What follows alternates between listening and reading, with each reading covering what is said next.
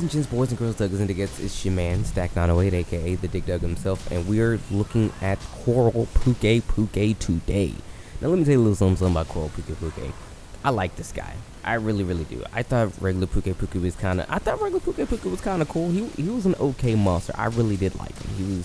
He was fine, you know. But there's something about Coral Pukei that when I look at him, I'm like, you know what? It might be because this is his new gimmick, the whole water thing, and the fact that we had like only one water monster back in the base game, which was Juratotos, and his weapons were trash before we even got to like Xenojiva, so like that was kind of lame. But Coral Pukei, if you will, Carl, if you will, he's pretty nice. I like my man's Carl. He's pretty good. I like his gear.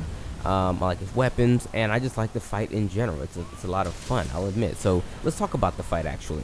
So Coral Pukei, since you've seen the intro video right there, he is of the water element. How he actually gets the water element out is he'll go into those, I want to call them lilies, and then he'll stick his head in there, and then he'll like suck up a bunch of water, and he'll use that water and spit it out of his tail and also out of his mouth. Now it's actually really cool how they actually implemented it. It's unique, you know what I mean? It's really unique. But he does a lot of attacks with his tail. He can do a lot of things when it comes to the water and his tail. Unfortunately, to completely nerf this monster into the ground, if you cut off his tail, he can't use any of his tail water attacks anymore, which is a very rare thing we see in Monster Hunter, where in which you break a part off a monster, that monster's unable to do a thing because that part is broken. That's rare. I think the last time we even had something like that was like, I'm just gonna a ballpark here. Dread King Rathalos, when you broke both of his wings and you flashed him, he was able to fall. That's the last monster I could think of that's like that. But I'm really happy that I actually added that dynamic to it. So if you are having a rough time with him, he's throwing water all over the place, and you're like, bro, I've had enough of this madness, cut his tail off, and he won't be that much of a big deal. But his ability to do so is actually really cool. He'll get the water out of the lilies, and then he'll either, like I said, shoot it from his mouth, if you've seen thus far, it's a beam, or he'll use it from his tail and he'll go around his body like imagine fighting an uncontrollable water hose, like a garden hose, something like that. All the stuff you see in the cartoons where the water hose just has a mind of its own, that's literally it. I mean, I could go into massive detail about the particulars on the attacks, but that's what it really reminds me of. And you should be reminded of the same thing, like a garden hose that just decided that it's had enough of us and just wants to go around swishing water everywhere. It's like that. It's like a water hose out of control. A lot of really interesting attacks that can be with it though. Like it can just randomly spray. It'll spray around its body. It'll do globs of water. It's very unique. I like Coral Pukei. Carl is nice. He's a nice, almost called him a Pokemon. He's a nice monster, due in part to his unique way of putting the water out there, whom of which is already a unique monster because he had to collect scatter nut to really utilize his poison when he was in his normal form. So a lot of his attacks and things, and a lot of things you recognize from the regular Pukei make a return to the Coral Pukei, Carl, if you will.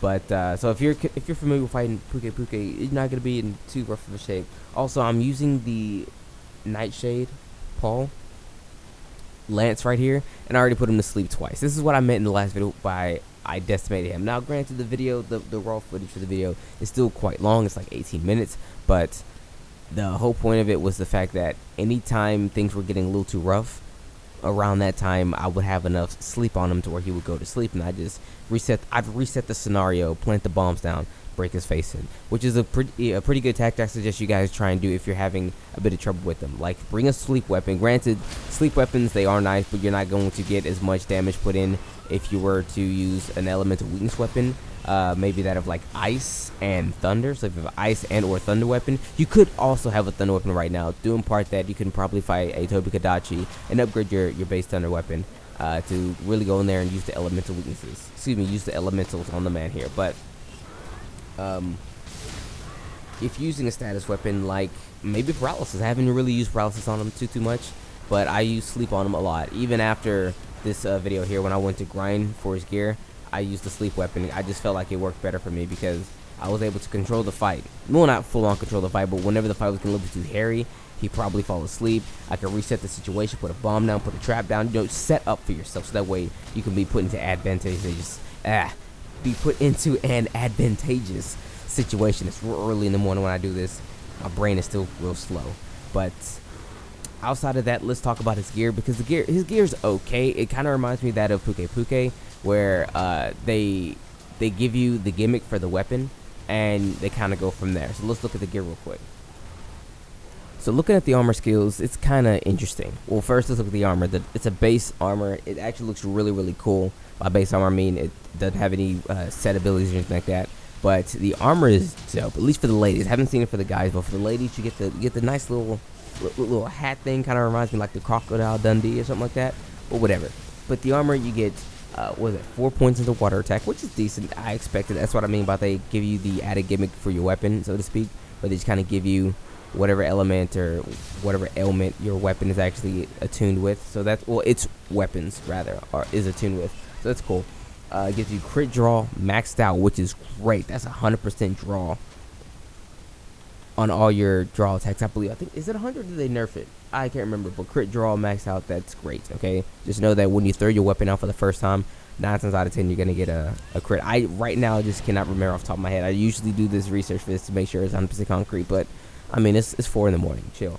After that, looking at item prolonger, which is, imagine like taking a hot drink. Okay, item prolonger extends the duration of items that have a set amount of time. So if a hot drink takes 3 minutes before it runs out, with the item prolonger, it takes 5 minutes. You know, that kind of thing. That's what it does. Then you have power prolonger, which increases the time, and it increases the time in which you have like certain gauged weapons to have the powered up function, like a longsword being in spirit mode, like a charged blade being in its super charged up thing, like the shield being charged, that is, like the switch axe and so on and so forth, those things. And last but not least, we have part breaker, which does a little extra damage when you smack a monster upside the head and all the parts that need to be broken and whatnot. So what I recommend is armor. I would probably recommend his armor over that of Nightshade Paul. I believe Nightshade Paul's armor is still pretty decent, but it's pretty niche. I mean, there's not a full-on situation where you're just like, yeah, this is probably the best armor to wear in the situation, where in which Koro Pukei more often than not is. The only thing that's not super interchangeable will be its water attack, because you might not even have a water weapon when you go to fight the next monster. You shouldn't, but maybe water attack isn't the best. But you do have quite a bit of slots from the alpha and the beta mix. So I'd recommend, trying to find your perfect mix on that and going from there. Its weapons are some of the best water weapons in the game, simply because now there's only 3 water weapons in the game, and they fall along the boring path. Okay, Jurototo's water weapons have more attack. Pukei water weapons have more element and more sharpness. There is the Elder Dragon that comes at the end of the game, who is an Elder Dragon, so his water weapons are going to have incredible stats, probably natural purple, incredibly high raw, and then a great amount of element as well. But for the most part, right now as it stands, you're fighting with either element or you're fighting with raw damage. Personally, I'd probably go element, because I mean, Pukei weapons just, they're cooler, and you don't have to fight Jurototos. Let's be real, Jurototos is lame.